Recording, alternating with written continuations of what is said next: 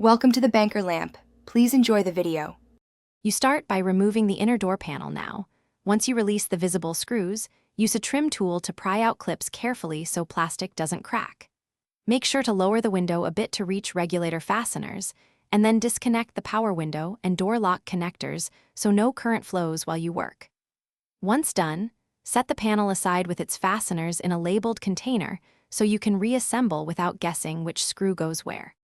You now unbolt the exterior handle from inside the door. Use an 8mm or 10mm socket and extension to reach confined bolts and support the handle so it doesn't fall. Next, detach the plastic retaining clips that secure the linkage rod, press the clip tab, and slide the rod out to free the latch connection. Once those are released, pull the handle assembly through the access opening, taking care not to scratch paint or pinch wiring. Inspect the rod and clips for wear before installing the new part. You fit the new handle into the door cavity and reinsert the linkage rod until the retaining clip snaps. Make sure the clip fully seats so the rod won't disengage. Then tighten the mounting bolts to the specified torque. If unknown, snug plus a quarter turn.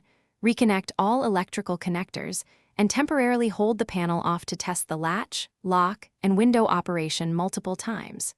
If the handle is stiff or fails to latch, loosen bolts.